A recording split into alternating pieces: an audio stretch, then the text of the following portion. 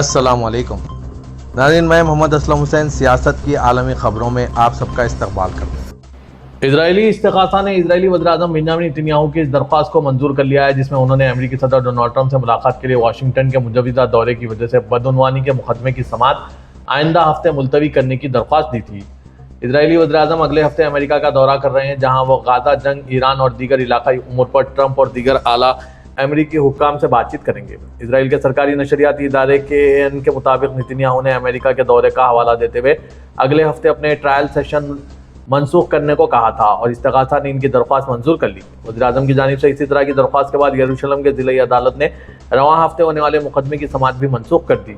Donald Trump की जानिब से नेतन्याहू के खिलाफ मुकदमे की समाअत मनसूख करने के बार बार मुतालबे के बाद यह फैसला सामने आया है और इस मुकदमे को वज़ीर-ए-आज़म के खिलाफ जादूगरों का शिकार करार दिया गया। नेतन्याहू को रिश्वत, धोखाधड़ी और एतमाद की खिलाफवर्जी के इल्जामात का सामना है, जो साबित होने की सूरत में कैद का बाज बन सकता है। आज के इस आलमी खबरनामे को MS एजुकेशन की जानिब से स्पॉन्सर किया जा रहा है। At MS Degree College, we empower confident, successful women through value-added courses. Explore henna and fashion designing to master creative skills and entrepreneurship. Join us to build a thriving career and a happy home. MS Degree College, your future begins here. Please click the link given in description for more details. वसती एशियाई मुल्क Kazakhstan ने अवामी मुकामात पर चेहरा छुपाने वाले तमाम किस्म के लिबास पर पाबंदी आयद कर दी है। सदर कासिम जोमारत तौक़ीफ़ के दस्तखत के बाद नए कानून के तहत अब कोई भी शख्स अवामी मुकामात पर ऐसा लिबास नहीं पहन सकेगा जो चेहरे की शिनाख्त में रुकावट बने। हुकूमती तर्जुमान के मुताबिक यह पाबंदी किसी खास मजहबी लिबास तक महदूद नहीं है, बल्कि हर इस पोशाक पर लागू होगी जो अवामी सलामती के लिए खतरा बन सकती है या शिनाख्त के अमल में रुकावट पैदा करे। ताहम तिब्बी ज़रूरियात, मौसमी हालात, खेलों की सरगर्मियों या सकाफती तकरीबात के दौरान इस पाबंदी में रियायत दी गई है। सियासी मुबस्सिरीन का ख्याल है कि यह कानून खास तौर पर मुस्लिम ख़वातीन के नकाब को निशाना बना रहा है। सदर तौक़ीफ़ पहले भी कौमी लिबास की अहमियत पर जोर दे चुके हैं और लोगों को खाजिर सकाफत की नुमाइंदगी करने वाले लिबास पहनने की तरगीब दी है।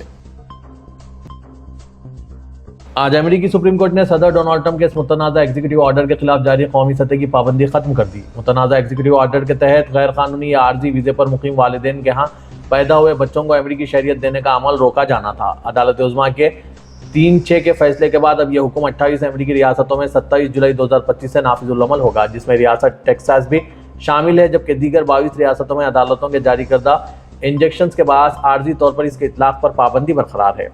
ट्रंप के इस एग्जीक्यूटिव ऑर्डर का इतलाक़ उन बच्चों पर होगा जो 19 फरवरी 2025 या इसके बाद पैदा हुए हों और जिनके वालिदैन गैर कानूनी मुहाजिर हों या महज आरिज़ी वीज़ा होल्डर। अमेरिकी आइन की 14वीं तरमीम के तहत अब तक हर ऐसे बच्चे को पैदाइश के वक्त खुद ब खुद अमेरिकी शहरियत हासिल होती रही है, मगर ट्रंप इंतज़ामिया ने इस शक की नई ताबीर पेश की जिसमें शहरियत को वालिदैन की कानूनी हैसियत से मशरूत कर दिया गया।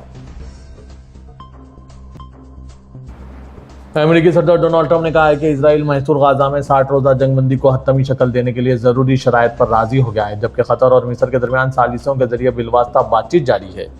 ट्रंप ने आज अपने ट्रुथ सोशल प्लेटफॉर्म पर लिखा कि इनके नुमाइंदों ने इजरायली हुकाम के साथ तवील और नतीजा खैज़ मुलाकात की।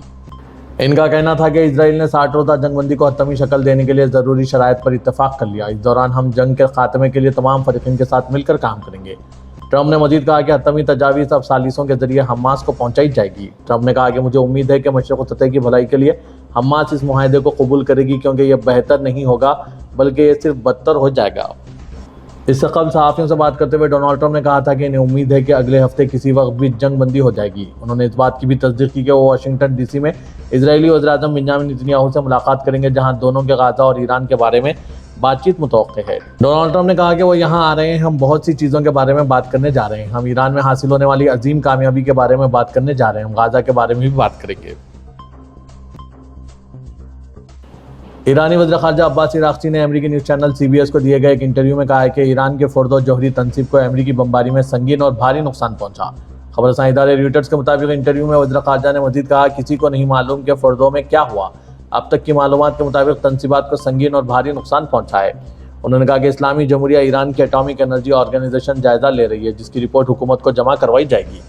गुज़िश्ता रोज़ अमेरिकी अखबार वाशिंगटन पोस्ट में शाये एक रिपोर्ट में सीनियर अमेरिकी हुक्काम के हवाले से कहा गया है कि ईरानी हुक्काम की रिकॉर्ड शुदा गुफ्तगू में जौहरी प्रोग्राम को पहुंचे नुकसान को कम से कम जाहिर किया गया है।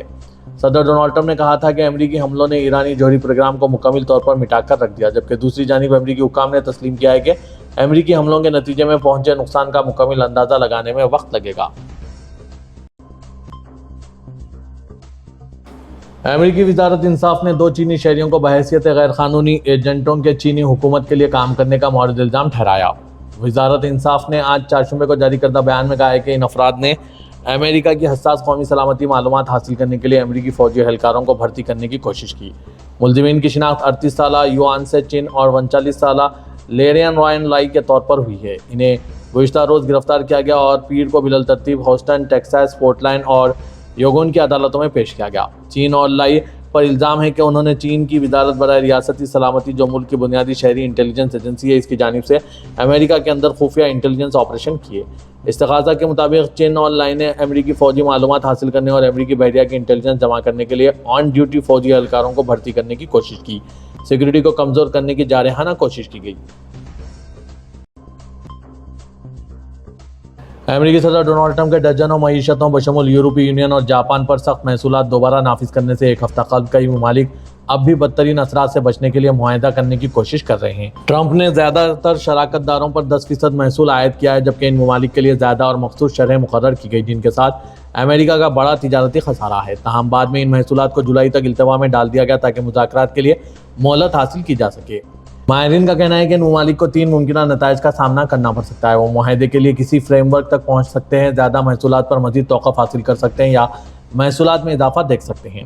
وزیر خزانہ اسکاٹ بیسنٹ نے گزشتہ جمعے کو CNBC پر کہا تھا کہ ایسے معاہدوں کا ایک گروپ ہوگا جو ہم 9 جولائی سے پہلے مکمل کریں گے۔ ایران کے صدر مسعود پزشکیان نے بین الاقوامی جوہری توانائی ایجنسی IAEA کے ساتھ اپنے ملک کے تعاون کو معطل کرنے کا اعلان کیا۔ نیم سرکاری خبررساں ادارے تسنیم نے یہ بھی کہا ہے کہ صدر نے اس قانون کی منظوری دے دی ہے جس کے تحت حکومت کو IAEA کے ساتھ تعلقات معطل کرنے کی ضرورت ہے۔ گزشتہ ہفتے ایرانی پارلیمان نے IAEA کے ساتھ تعاون معطل کرنے کے لیے قانون منظور کیا تھا۔ یہ اقدام اسرائیل اور امریکہ کے ساتھ حالیہ فوجی محاذ آرائیوں کے تناظر میں رسائی اور شفافیت کی نگرانی پر تہران اور اقوام متحدہ کے جوہری نگران ادارے کے درمیان بڑھتی ہوئی کشیدگی کے بعد سامنے آیا۔ اسرائیل اور ایران کے درمیان 12 روزہ تنازع 13 جون کو اس وقت شروع ہوا جب اسرائیل نے ایرانی فوجی اور جوہری تنصیبات پر فضائی حملے کیے۔ ایران نے جوابی میزائل اور ڈرون حملے کیے، جبکہ امریکہ نے ایران کے 3 جوہری تنصیبات پر بمباری کی۔ یہ تنازع امریکہ کی سرپرستی میں 24 جون کو نافذ العمل ہوئے جنگ بندی کے تحت رک گیا۔ آسٹریلوی ایئر لائن قنطاس نے آج چہارشنبے کے روز اعلان کیا ہے کہ وہ ایک اہم سائبر حملے کی تحقیقات کر رہی ہے جس میں ہیکرز نے 6 ملین صارفین کے حساس ڈیٹا پر مشتمل نظام میں دراندازی کی۔ قنطاس نے کہا ہے کہ ہیکرز نے اس کے ایک صارف رابطہ مرکز کو نشانہ بنایا اور ایک تیسرے فریق کو زیر استعمال کمپیوٹر نظام کو اپنے کنٹرول میں لے لیا۔ کمپنی کے مطابق ہیکرز کو صارفین کے نام، ای میل پتوں، فون نمبروں اور تاریخ پیدائش جیسے حساس معلومات تک رسائی حاصل ہو گئی۔ بیان میں کہا گیا کہ اس پلیٹ فارم میں 6 ملین صارفین کے سروس ریکارڈ موجود ہیں۔ ہم چوری شدہ ڈیٹا کے تناسب کی تحقیقات جاری رکھے ہوئے ہیں، تاہم ہمیں توقع ہے کہ یہ کافی حد تک اہم ہوگا۔ قنطاس نے مزید کہا کہ کریڈٹ کارڈ کی تفصیلات اور پاسپورٹ نمبر اس نظام میں محفوظ نہیں تھے۔ قنطاس کی کارروائیوں یا ایئر لائن کے تحفظ پر کوئی اثر نہیں پڑا۔ چیف ایگزیکٹو آفیسر وینیسا ہیڈسن نے کہا ہے کہ قنطاس نے آسٹریلیا کے نیشنل سائبر سیکورٹی کوآرڈینیٹر کو مطلع کر دیا ہے۔ انہوں نے کہا کہ ہم اپنے صارفین سے مخلصانہ معذرت خواہ ہیں اور ہمیں اس غیر یقینی صورتحال کا احساس ہے جو اس سے پیدا ہوگی۔ وینزویلا کی قومی اسمبلی نے اقوام متحدہ کے ہائی کمشنر برائے انسانی حقوق والکر ترک کو ناپسندیدہ شخصیت قرار دیا۔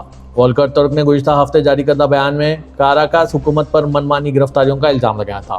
وینزویلا حکومت نے اس بیان کو جعلیت قرار دیا، اس کی تردید کی اور کہا ہے کہ ترک نے صرف وینزویلا کے ان شہریوں کے حقوق کا دفاع کرنے میں ناکام رہے جنہیں امریکہ نے جلا وطن کر کے ایل سلواڈور کے جیل میں بھیج دیا ہے، بلکہ انہوں نے امریکہ میں اپنے والدین سے جدا کیے گئے وینزویلین بچوں کی واپسی کا بھی مطالبہ نہیں کیا۔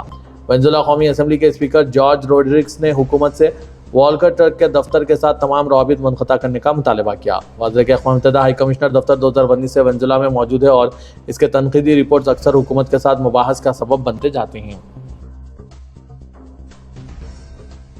مصر کی وزارت پیٹرولیم اور معدنی وسائل نے کہا ہے کہ اسے تیل نکالنے والی کمپنی اوسوکو سے اطلاع ملی ہے کہ ادامرین 12 نامی بحری برج جبل الزیت کے علاقے میں ڈوب گیا۔ سابق ویب سائٹ کے مطابق وزارت نے کہا ہے کہ مصر کے وزیر پیٹرولیم و معدنی وسائل کریم فواد اور وزیر محنت محمد جبران اعلیٰ سطح کی ٹیم کے ساتھ حادثے کے مقام پر پہنچے اور صورتحال کا جائزہ لے کر ریسکیو آپریشن اور فوری اقدامات کی نگرانی کر رہے ہیں۔ وزارت نے مزید وضاحت کی ہے کہ بحر احمر کے شمال میں واقع جبل زید کے علاقے میں گزشتہ شام سمندری حادثہ پیش آیا جب ادامرین 12 نامی تیل نکالنے والا ریگ 3 بحری یونٹس کی مدد سے ایک نئی جگہ منتقل کیا جا رہا تھا۔ اس دوران وہ ڈوب گیا جبکہ حادثے کے وقت اس وقت 31 افراد سوار تھے جن میں ٹیکنیکی اور آپریشنل عملہ شامل تھا۔ مصر کے پیٹرولیم ذرائع نے بتایا کہ اب تک غرق شدہ ریگ کے عملے میں سے 4 افراد کی لاشیں نکالی جا چکی ہے۔ ریسکیو یونٹ باقی 6 لاپتہ افراد کی تلاش میں مصروف ہے جبکہ 21 افراد کو بچا لیا گیا ہے۔ چین کے وزیر اعظم لی چینگ اگلے ہفتے برکس ممالک کے اجلاس کے لیے برازیل اور اس کے بعد مصر کا دورہ کریں گے۔ بیجنگ کی وزارت خارجہ نے آج چاشمے کو یہ بات بتائی۔ وزارت خارجہ کے ترجمان نے ایک بیان میں کہا کہ لی چینگ 5 سے 8 جولائی تک برازیل کے شہر ریو ڈی جینیرو میں 17ویں برکس سربراہ اجلاس میں شرکت کریں گے۔ بیجنگ اور ماسکو نے برکس کلب کو عالمی سطح پر مغربی تسلط کے مقابلے کے طور پر سراہا۔ یہ ممالک کا ایک گروپ ہے جس کا نام بانی اراکین برازیل، روس، بھارت اور چین کے نام پر رکھا گیا۔ اس کے اراکین تجارت اور تعاون کو فروغ دینے کے عہد کرتے ہیں، حالانکہ یہ کوئی تجارتی معاہدہ نہیں اور اس کے چند ہی ادارے جاتی تعلقات ہیں۔ تاہم کریملن نے گزشتہ ہفتے کہا تھا کہ صدر پوٹن روسی صدر کے خلاف بین الاقوامی فوجداری عدالت کے گرفتاری وارنٹ کی وجہ سے آئندہ سربراہ اجلاس کے لیے برازیل کا سفر نہیں کریں گے۔ سعودی کابینہ کے اجلاس میں کامیاب حج سیزن کے انعقاد پر اطمینان کا اظہار کیا گیا۔ 16 لاکھ سے زائد افراد نے اطمینان و سکون سے مناسک حج ادا کیے۔ سعودی خبر رساں NCSP کے مطابق کابینہ کا اجلاس ولیعہد و وزیر اعظم شہزادہ محمد بن سلمان کی زیر صدارت جدہ میں منعقد ہوا۔ کابینہ نے اعلیٰ حج کمیٹی کی جانب سے مثالی حج انتظامات کو سراہا جس کے تحت حج سیزن کامیابی سے مکمل ہوا۔ اجلاس نے ایران کے حجاج کی بڑی و فضائی راستے سے باحفاظت واپسی کو یقینی بنانے کے لیے کیے گئے اقدامات کی تعریف کی اور کہا ہے کہ ضیف الرحمان کی خدمات مملکت کی قیادت کی اولین ترجیح ہے۔ ولی عہد نے اراکین کابینہ کو ان مکتوبوں کے بارے میں مطلع کیا جو مختلف ممالک سے سربراہان کی جانب سے قادم حرمین شریفین کو ارسال کیے گئے، جن میں مملکت اور ان ممالک کے مابین تعلقات اور مختلف شعبوں میں تعلقات کے فروغ کا جائزہ لیا گیا۔ کابینہ نے بین الاقوامی اور علاقائی صورتحال پر مملکت کے اس موقف کا اعادہ کیا جس میں ولی عہد نے برادر اور دوست ممالک کے قائدین سے اظہار خیال کرتے ہوئے عالمی و علاقائی سلامتی کے لیے، بحرانوں سے نمٹنے اور تناؤ میں کمی کے لیے سیاسی حل اور بین الاقوامی کوششوں کو اہم قرار دیتے ہوئے ان کی سپورٹ کی تھی۔ توکلنا ایپ میں نئی ڈیجیٹل سروس متعارف کرائی گئی ہے جو صارف کو کسی بھی استعمال شدہ گاڑی کی خریداری سے قبل اس کا مکمل تاریخی ریکارڈ چیک کرنے کی سہولت فراہم کی جائے گی۔ سبق ویب سائٹ کے مطابق یہ سروس سعودی عرب میں ایپ میں موجود معجز کے ذریعے فراہم کی جا رہی ہے جو کمپنی علم کے تعاون سے ہے۔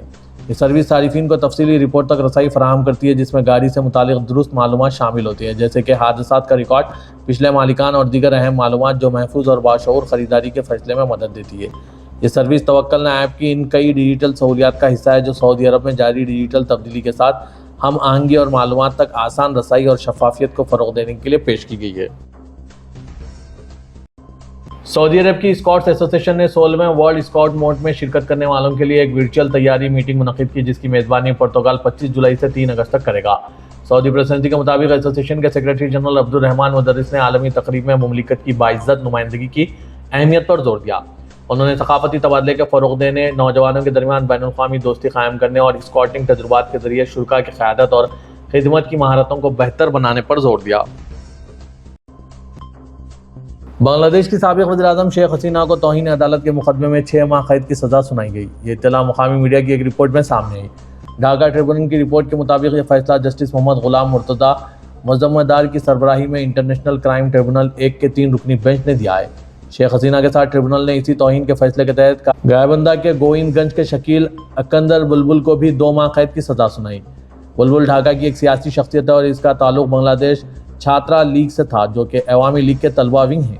شیخ حسینہ کے خلاف توہین عدالت کا مقدمہ اس فون کال سے منسلک تھا جو انہوں نے مبینہ طور پر شکیل بلبل کے ساتھ گزشتہ سال اکتوبر میں کی تھی۔ اس آڈیو میں مبینہ طور پر حسینہ کے نام سے ایک آواز سنی گئی جس میں کہا گیا کہ میرے خلاف 227 مقدمات درج ہے، اس لیے مجھے 227 لوگوں کو قتل کرنے کا لائسنس مل گیا ہے۔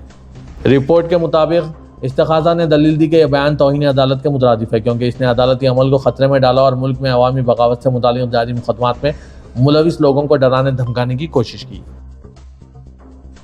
ہندوستان کے وزیر خارجہ ایس جے شنکر کوآڈ وزرائے خارجہ کی میٹنگ میں شرکت کے لیے نیو یارک پہنچے۔ سربراہ اجلاس سے پہلے انہوں نے جاپانی وزیر خارجہ تاکیشی اویوبا کے ساتھ 2 طرفہ بات چیت کی جس میں ہندوستان جاپان اسٹریٹجک شراکت داری کو نئی تقویت ملی۔ جے شنکر نے اس ملاقات کے بارے میں سوشل میڈیا پر لکھا، نیو یارک میں جاپان کے وزیر خارجہ سے مل کر خوشی ہوئی، انفراسٹرکچر، سرمایہ کاری اور نقل و حرکت پر بامعنی بات چیت ہوئی۔ ہم نے کوآڈ تعاون کو مزید گہرا کرنے اور ایک آزاد اور آزاد ہند بحرکہال خطے کے لیے خیالات کا اشتراک کیا، اس سے چین کو یقیناً نقصان پہنچے گا۔ کوآڈ وزرائے خارجہ کی میٹنگ میں جے شنکر نے کہا، دہشت گردی پر ہندوستان کا سخت موقف واضح ہے۔ حالیہ تجربات کے پیش نظر دنیا کو دہشت گردی کے خلاف زیرو ٹالرنس کا رویہ دکھانا ہوگا۔ دہشت گردی کا شکار ہونے والوں اور اسے پھیلانے والوں کو ایک جیسا نہیں دیکھا جا سکتا۔ ہندوستان کو اپنے لوگوں کے تحفظ کا پورا حق حاصل ہے اور ہم اس حق کا استعمال ضرور کریں گے۔ ہمیں امید ہے کہ ہمارے کوآڈ پارٹنرز اس کو سمجھیں گے اور اس کی حمایت کریں گے۔ متحدہ عرب امارات کے صدر شیخ محمد بن زائد ال نہیان نے اماراتی حجاج کے امور کے دفتر اور اس سے منسلک کمیٹیوں کے وفد سے ملاقات کی، جو اس سال حج کے دوران اماراتی حجاج کی معاونت پر مامور ہیں۔ یہ ملاقات قصر البحر ابوظہبی میں منعقد ہوئی، جہاں اماراتی صدر نے وفد کی جانب سے مقدس مقامات پر حجاج اکرام کو مکمل سہولیات کی فراہمی سے لے کر ان کی بحفاظت وطن واپسی تک کے اقدامات کو سراہا۔ ملاقات کے دوران دفتر کی جانب سے حجاج کی خدمت میں پیش کردہ مختلف پروگراموں اور اقدامات کے بارے میں تفصیلی بریفنگ پیش کی گئی، جبکہ آئندہ سالوں میں حجاج امور کی مزید منظم اور مؤثر دیکھ بھال کے لیے منصوبہ بندی سے بھی آگاہ کیا گیا۔ اسلامی امور، اوقاف و زکوٰۃ کے عمومی ادارے کے چیئرمین اور اماراتی حجاج کے امور کے دفتر کے سربراہ معالی ڈاکٹر عمر ہبتور نے حج کے پورے موسم کے دوران صدر مملکت کی جانب سے ملی مسلسل سرپرستی اور خصوصی توجہ پر شکریہ ادا کیا۔